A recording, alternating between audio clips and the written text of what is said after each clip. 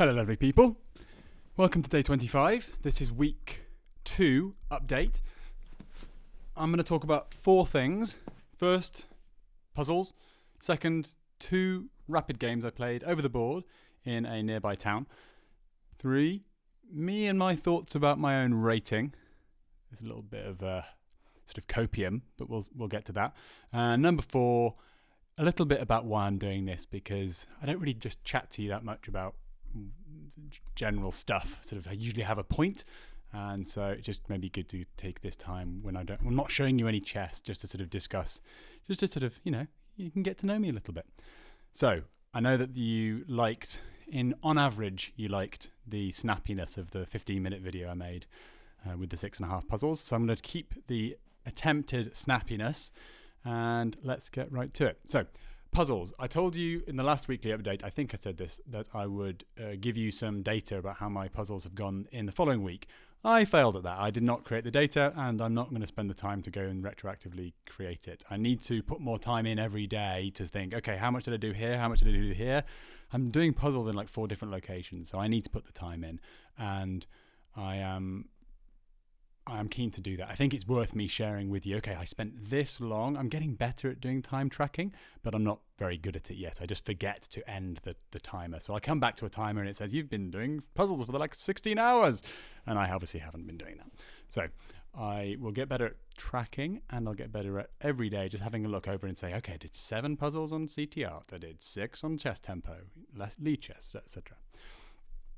And just on the point on puzzles, I definitely am improving my ability to notice what my opponent's best messy move will be. Okay, I'm going to make, I finally see the best move for white or black, whoever I am.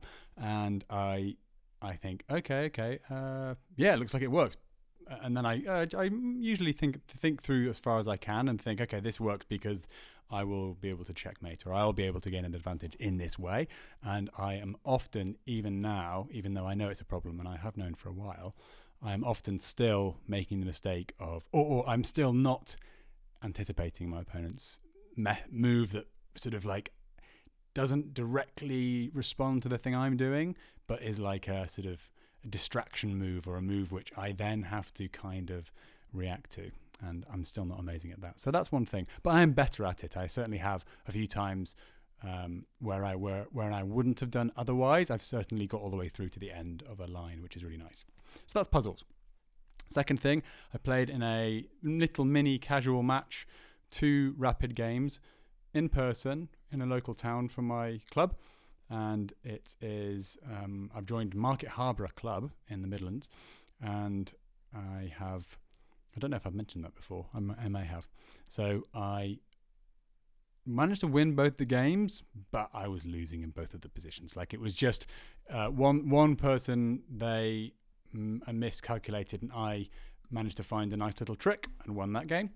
I still had to find further decent moves, and I then ended up trapping their bishop. And so, yeah, I was quite happy with that game, even though I was definitely losing at one point.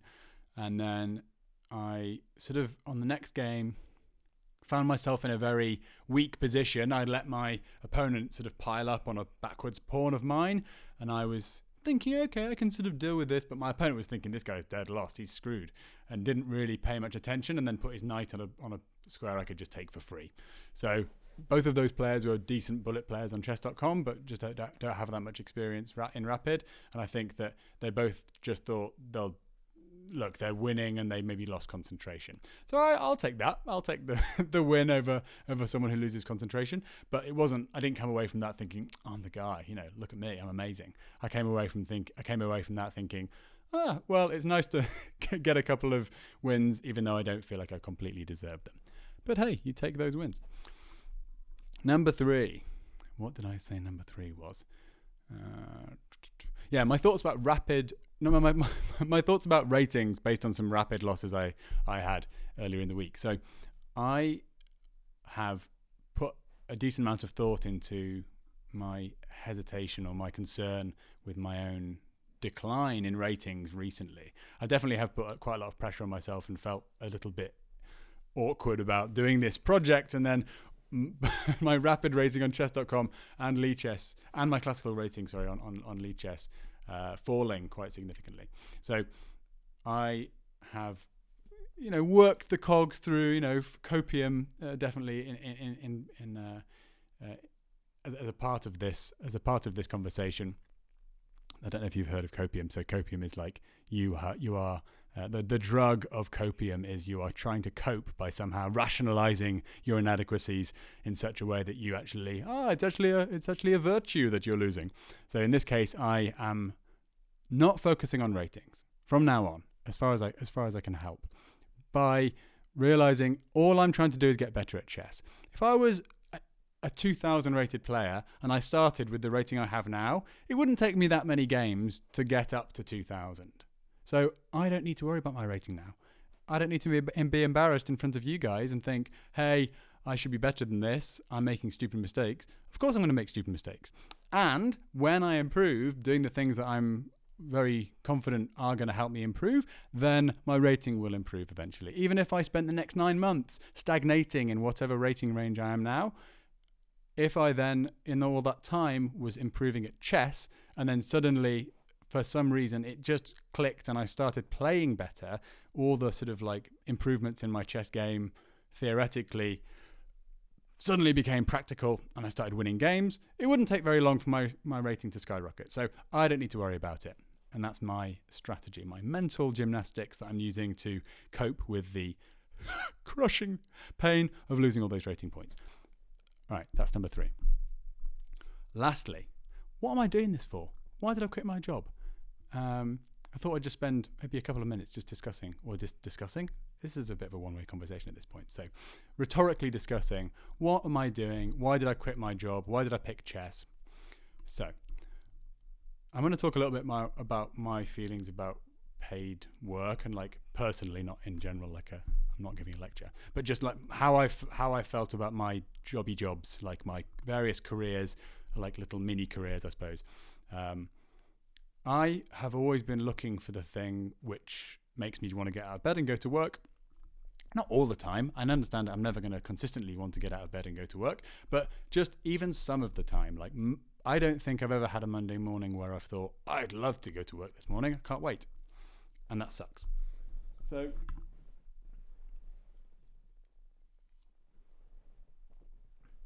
I did a bunch of different jobs in search of that thing that I would go, yes, this is it. I actually really like this. I'm getting good at it.